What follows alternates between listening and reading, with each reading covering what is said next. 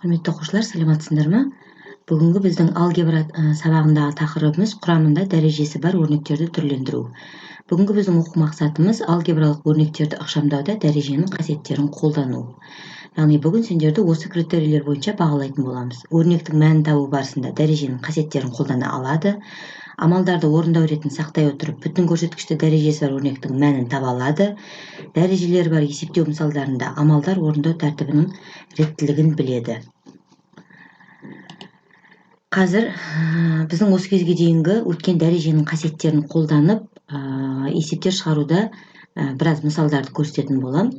Онлайн мектептегі 9 тапсырмаға ұқсас тапсырмалар дайындап қойғам. Сол тапсырмаларды қалай орындау керектігін жақсылап түсініп алуларыңды сұраймын. Бірінші мысал. А-ның квадраты жақшаның сыртында -3 дәреже. Көбейту А-ның 5 дәрежесі, бөлу А-ның -6 дәрежесі. Бұл жерде бірнеше амал тұр, дәрежені дәрежелеу тұр, ары қарай көбейту тұр, ары қарай бөлу тұр. Және дәрежелерінде оң санда, теріс сандарда араласып берілген. Алдымен дәреженің қасиеті бойынша қалай ретпен тұр, сол ретпен бастап орындаймыз. Мысалы, бізде бірінші дәрежені дәрежелеу тұр, сондықтан дәрежені дәрежелеу үшін дәрежелердің көбейтілетінін білеміз. Яғни А-ның 2 дәрежесі мен -3 дәрежесі көбейтіледі екен. Ары қарай дәрежелерді көбейткен кезде дәрежелерді қосатынымызды білеміз, демек 5 дәрежені қосамыз. Ары қарай бөлу тұрғанда біз дәрежелерді азайту керек екенін білеміз, сондықтан -6 дәреже. Бізде 2 рет минус қатар келіп қалды. Енді осы амалдар тізбегін орындайтын болсақ, 2 мен -3-ті көбейтсек -6 болады. Мына жердегі 2 минус қатар келгенде ол +6 болады, яғни -6 мен +6 ол 0-ге айналады да, сонда бізде тек қана А-ның 5 дәрежесі қалады екен. Келесі мысалда мұнда екі жерде көбейткіш тұр. Б квадраттың алдында 8 деген көбейткіш бар, және Б-ның -1 дәрежесінің алдында 4-3 деген көбейткіш бар. Егер бірнеше жерде балдар көбейткіштер берілетін болса, алдымен осы көбейткіш, яғни коэффициенттерді көбейтіп аламыз. Сонда біз алдымен 8 бен 4-3-ті көбейтіп аламыз. Ары қарай біздегі бірдей негіз болып тұрған бұл Б, яғни Б-ның өзін жазамыз.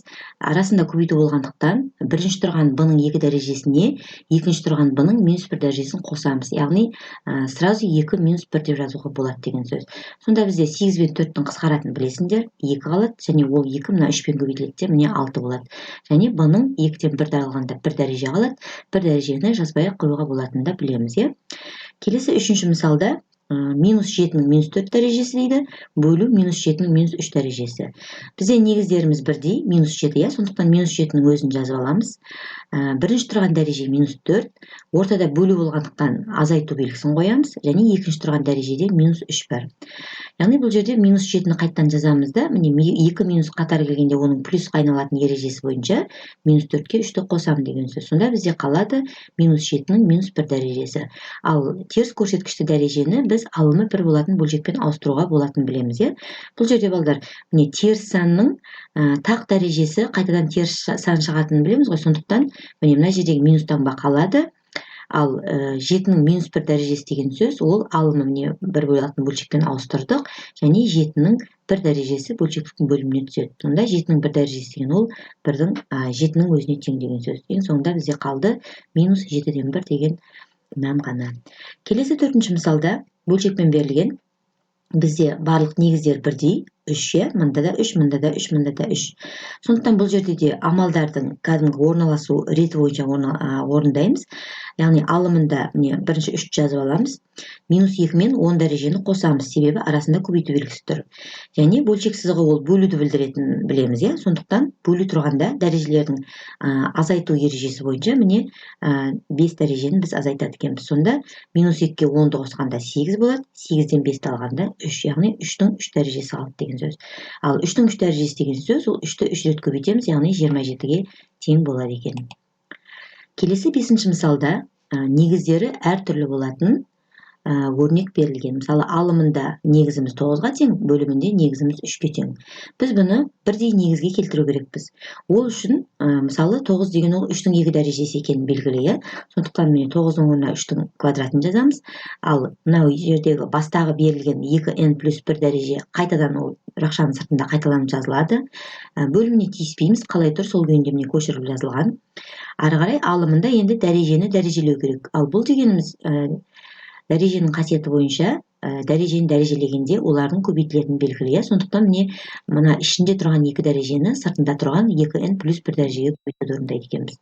Әзірге бөлімін қайтадан қайталап жаза береміз. Ары қарай тең алымындағы 3-тің өзін жаздық негізді. Жақшаны ашқан кезде 2-ні 2n-ге көбейттік, 4n болды. Плюс 2-ні 1-ге көбейткенде 2-нің өзі шықты. Яғни бөлімі қайтадан қайталап жазылған. Ары қарай бізде енді алымы мен бөлімінің негіздері бірдей болды, иә. Демек, ары қарай мынау бөлшек сызығы деген ол бөлуді білдіреді. Сондықтан алымындағы 4n плюс 2 дәрежеден бөліміндегі 3n минус 2 дәрежені азайту керек деген сөз. Осы жаңағы ауызша айтылған жазуымда жазылған. 3-тің өзін жаздық, өйткені негіздері бірдей.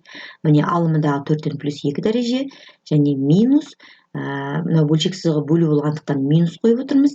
3n-ді аламыз және мына жердегі минус 1-іміз ол плюс 1-ге өзгерді. Өйткені бізде екі ортада минус таңбаны өзгертті деп айтамыз.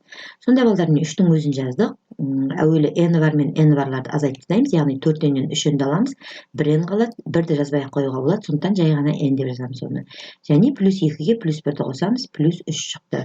Бұны немесе дәреженің қасиеті бойынша ажыратып жазуға болады. Яғни 3-тің n дәрежесі көбейту 3-тің 3 дәрежесі деп, өйткені дәрежелер қосу тұрған кезде екі ортаға көбейту қою керек.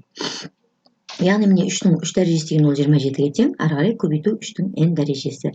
Яғни біз мынау күрделі түрде берілген өрнекті ықшамдау арқылы ең соңында осындай көбейтінді түрінде жаздық.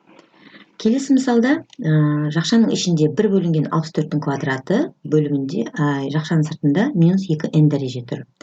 Бұны балдар бізге мысалы дәрежесі 4-ке тең болатын өрнек түрінде жаз деп берілсін деп алайық тапсырманы. Өйткені онлайн мектепте дәл осыған ұқсас тапсырма бар.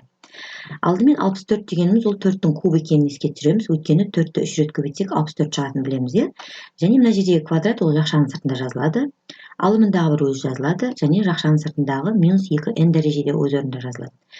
Ары қарай 4-ті өзін жазамыз. Мынау ішіндегі 3 дәреже мен сыртындағы 2 дәреже көбейтіледі дәреженің қасиеті бойынша. 3 пен 2-ні көбейткенде 6, бірақ мына жерде минус 6 деп жазылып тұр. Өйткені бізде жақшаның ішінде алымы 1 болатын бөлшек тұр, сондықтан біз бөлшектен құтылған кезде алымында минус таңба пайда болатынын еске түсіреміз. Және жақшаның сыртындағы минус 2n дәрежені қайтадан өз орнына жаздық. Ары қарай 4-ті жазып аламыз. Дәрежені дәрежелеу ережесі бойынша минус 6 мен минус 2n-ді көбейтеміз. Сонда бізде 12n деген дәреже шығады. Келесі 7-ші мысалымыз минус 216-тан 1 санның 9n дәрежесі. Мына өрнекті қандайда бір санның дәрежесі түрінде жаз деп берілген болсын тапсырмамыз. Тағы да онлайн мектепте осындай мазмұнда берілетін есеп бар. Сондықтан балдар мұқият тыңдап алуларын сұраймын. Алдымен минус 216-тан 1 дегенді біз минус 6-тан 1-дің кубы деп жазып аламыз. Өйткені 1 деген ол 1-дің кубы, ал 216 деген ол 6-ның кубы. Сондықтан c 9n деген дәрежені біз 3 көбейту 3n түрінде бөлшектеп жазып аламыз. Себебі мына жерде бізде жақшаның сыртында 3 пайда болды ғой. Демек, мына жерде де 3-ті көзімізге көрініп тұру үшін осылай көбейтіндімен алмастырдық. Яғни 3-тердің әдейі астын сызып қойғанмын. Яғни минус 6-тан 1 мен c-ны жақшаның ішіне кіргізіп жібереміз. Мынау 6-дан 1-дегі де c-дағы да ортақ 3-ті біз жақшаның сыртына шығарып жібереміз. Ал мына ауысып қалған 3n ол міндетті түрде c-ның дәрежесі. Сондықтан ол жақшаның ішіне тек қана c-ға тиісті дәреже түрінде жазылады. Біз балдар берілген өрнекті минус 6-тан 1 c 3n-нің кубы түрінде жазып көрсеттік. Келесі 8-ші мысал. А-ның минус 2n дәрежесі сыртында квадрат тұр, және А-ның минус n плюс 3 дәрежесі сыртында минус 3 дәреже тұр. Бұл жерде дәреженің қасиеті бойынша алдымен бірінші минус 2n мен 2-ні көбейтіп алдық. Келесі минус n плюс 3 пен минус 3-ті көбейтіп алдық. Ары қарай А-ның өзін жаздық. Минус 2n мен 2-ні көбейткенде минус 4n шықты. Келесі А-ның дәрежелері мынау минус 3 пен минус n-ді көбейткенде 3n болады, минус 3 пен 3-ті көбейткенде минус 9 болады. Ары қарай ортада көбейту болғандықтан біз минус 4n дәрежеге қосамыз 3n минус 9 дәрежені. Сонда бізде минус 4n-ге 3n қосқанда А-ның минус n дәрежесі және минус 9-ның өзі қайтадан шығады. Және 9-шы мисалда мында балдар негіздері әртүрлі өрнек берілген. Алдымен бөліміндегі 21-ді алымындағы негіздермен бірдей болу үшін 3 пен 7-нің көбейтіндісі түрінде жазып аламыз. Сонда бізде міне өздерің көріп отырсыңдар, 7-нің 6 дәрежелері қысқарып кетеді де, бізде 3-тің 5 дәрежесін 3-тің 6 дәрежесіне бөлу деген өрнек қалады. Яғни дәрежелер азайтылады, сонда бізде 3-тің -1 дәрежесі қалады, ал бұл дегеніміз 3-тен 1-ге тең болады. Балдар, егер түсініксіз болса, қайталап көрулерін сұраймын. Сау болыңдар.